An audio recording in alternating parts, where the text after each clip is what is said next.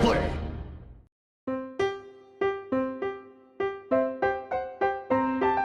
Well, hello again. This is Papa Smurf at MiniWarGaming.com. Today, we've got a very interesting challenge. See this marvelous little house that I built? I call it my roundhouse. I converted this apple juice can into this roundhouse, and it's all made out of brick. And I'm going to show you how to do that. The first step to take this can here and make it look like this is to measure out the door and the window openings. Now you notice something from the bottom all the way to the top. It's even brickwork, and then you have the top of the door. In the real world, when bricklayers do this, they measure from the bottom all the way to the top of the door, and they adjust their mortar joints to make them either a little bit thinner or a little bit thicker, so that when they finish building the wall, it's right at the very top of the door, so that they can put an angle iron across from this side to this side, and that angle iron will hold the stone or the brickwork or whatever is going to be up here across the door opening.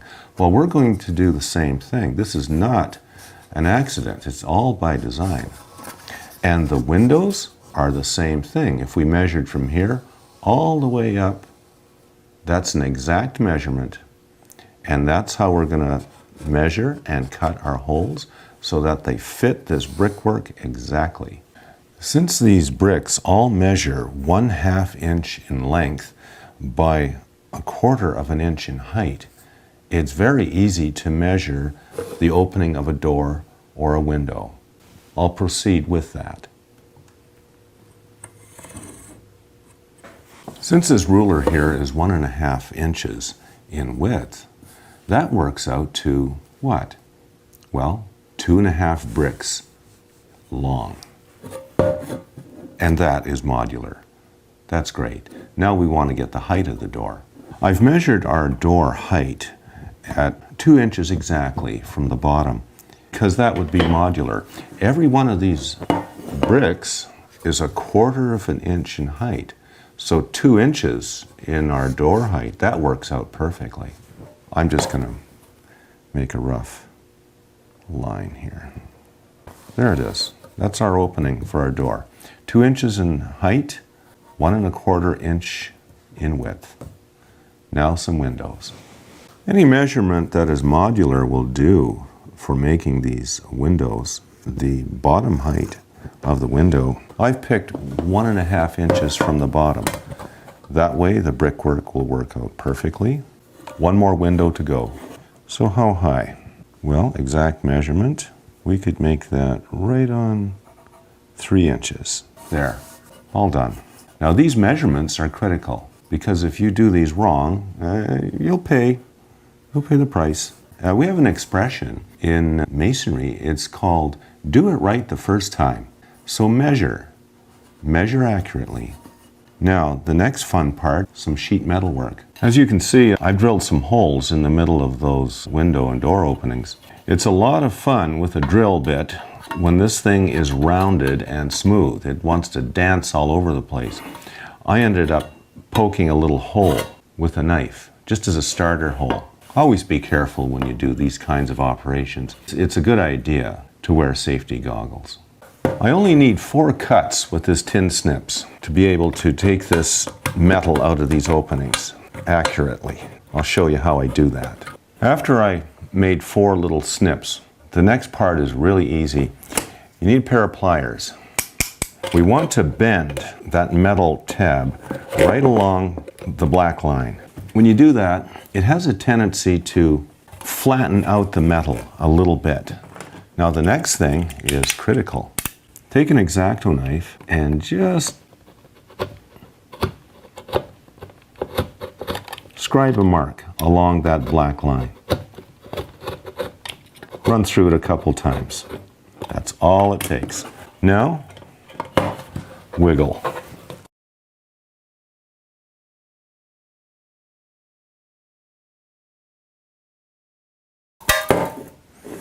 See that?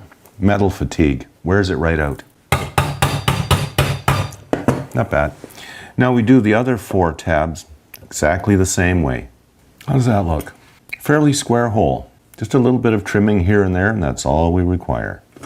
Be careful of this. Be careful with your movements. That could slice you right open. Be very careful. Move slowly. Accidents happen very, very easily. Sheet metal work. The rest is just to clean up the edges a little bit with the X-Acto knife, and we'll have a nice, neat, nicely cut opening like this one here. At this point, before we even think about putting any brickwork around the roundhouse, we get a can of black spray paint and we spray inside these openings.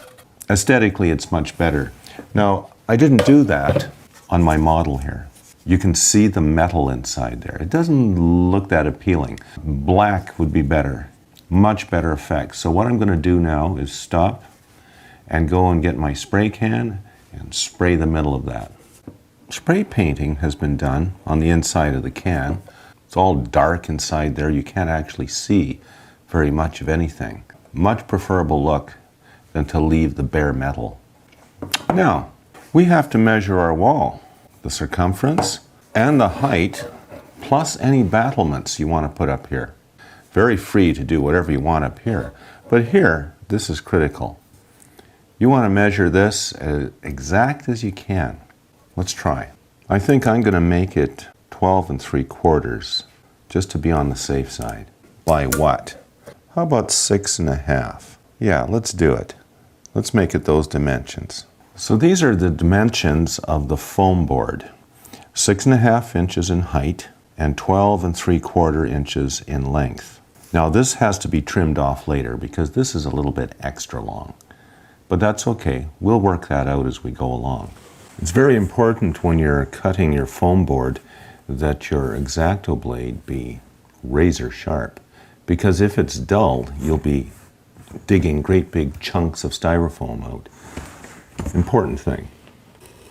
Just make a mark here along that line. It's better to do this with several passes than with just one.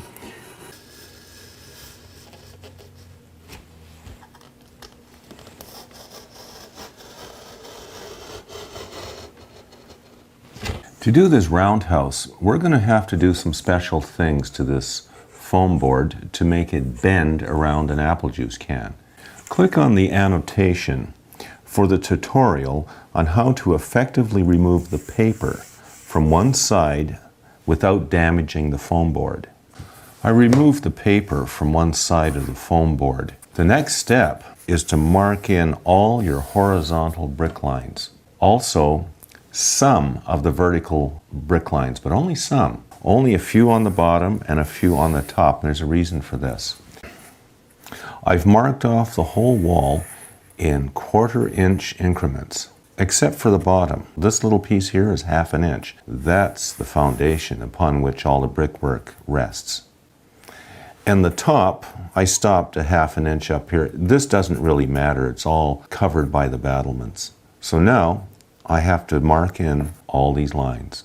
The next step is to connect all of these lines all the way up our sheet. When I'm doing this, I normally go over the lines twice. Not necessarily to mark them out with the pencil, but to make sure they're properly indented. You want to have a really good gouge in there to make your mortar joint. Pretty straightforward. Just drawing in our lines at 1/4 inch increments. Now, on both ends, we have to put in our 1/2 inch marks. On the bottom and on the top, I'm going to proceed to mark out my 1/2 inch increments right here to make the bricks. Now that I've penciled in this bottom row of brick, I want to do the same thing up here to this row of brick. But where do I start? Do I start with a full brick? Do I start with a half brick? Well, the way to do that is count the bricks right here on the side. Let's call this a stretcher, and a little half brick that sits on top of it, we'll call that a header. Then it's just a matter of counting them all the way up here to determine, well, what brick is this up here? Well, let's count it. Stretcher, header, stretcher, header, stretcher, header, stretcher, header, stretcher, Header. Aha, that is a header right there. So I'm going to measure this one off in 1/2 inch increments. Put enough pressure on there to make that groove, because we're not simply marking these things, we're grooving them. We want to go a little bit deep into the styrofoam. These are destined to be permanent marks. My next step in doing this is to do 2 rows along the top and 2 rows along the bottom. And then after I do those 2 rows, I'm going to leave it at that. I'm not going to mark all these out, not until they're stretched and around the can. And I have reasons for that too. With my magic marker, I like to mark out exactly where those windows are along the can. That's just for ease of knowing where they are, so I can cut through the styrofoam later. As I stretch it over and glue it, that's fine, but now I have to cut out the windows and the doors, and I just like to know where they are. I've taken a small piece of styrofoam board, and I'm just measuring for the roof now.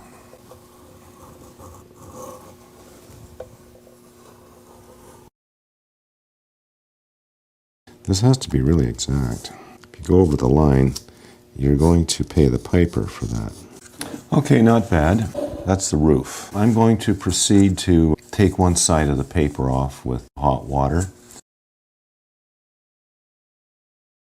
Even if the paper is taken off both sides of the styrofoam board, there's still quite a bit of stiffness. When you put this sheet in that basin of hot water, how it bends right up from the heat. See how much you weaken it by putting it in the hot water? See what it's able to do? Isn't that amazing?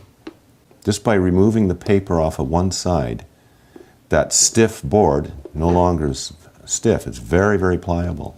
Okay, I've wrapped this around the can.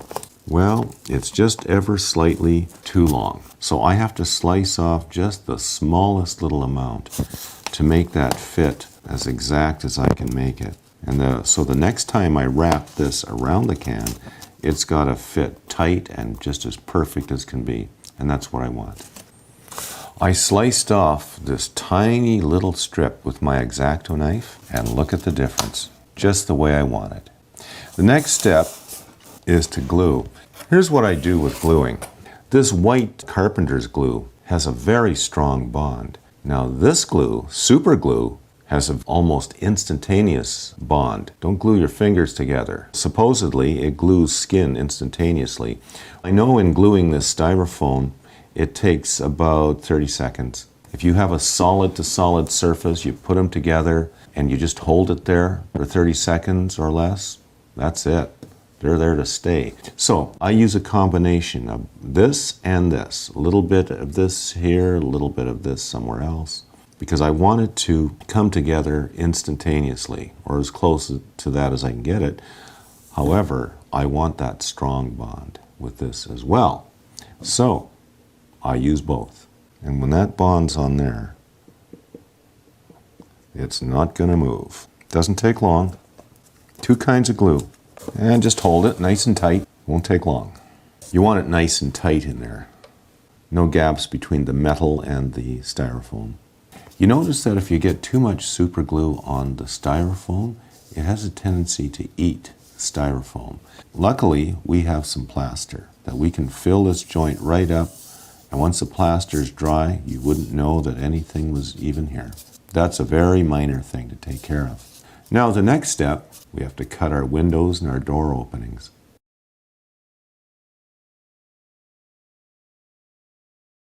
And now our next step is to draw in all these vertical mortar joints. Start anywhere, doesn't matter.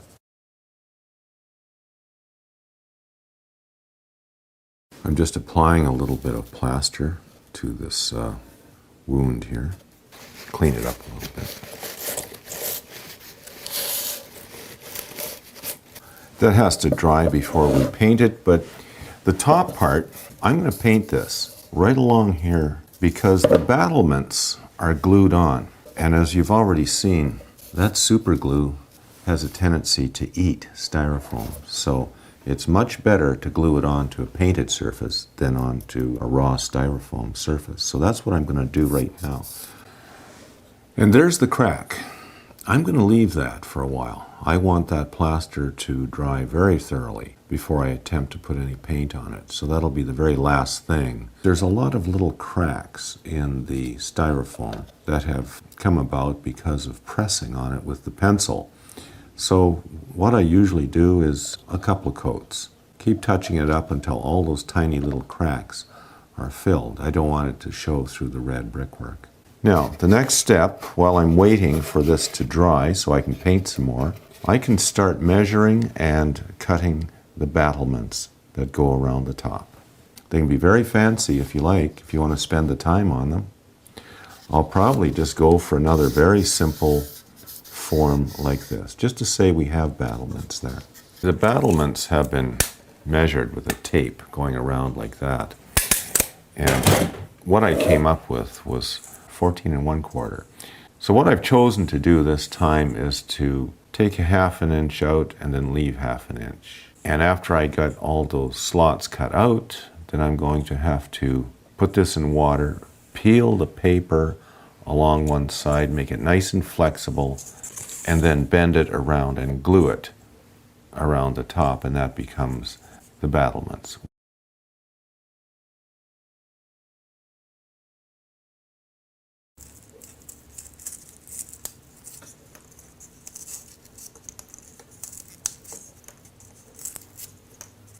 Okay, it's time to take the paper off of one side. I'll go do that now in the sink. Well, as you can see, I've got my glue ready. This has been measured, it's been cut, I've placed it on. It bends very nicely without breaking, and I'm ready to go.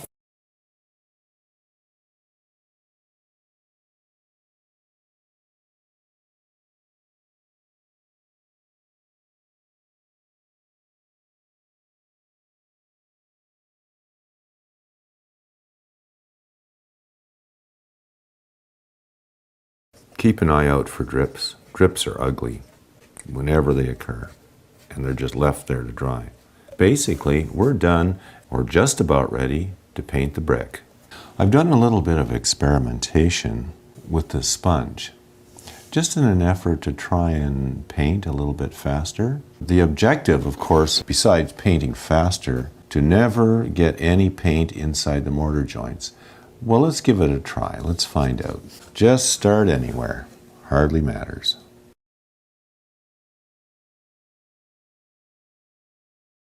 This method of just tapping the brick with the sponge and with very, very little paint on the sponge, it seems to work well for covering a lot of area quickly. However, since I'm a little bit fussy about these bricks, I want each one painted, I have to go back over it and touch up in many, many places with the gray, because in some places the red got on the mortar joint. But I have to admit, it is fast, what we're doing here.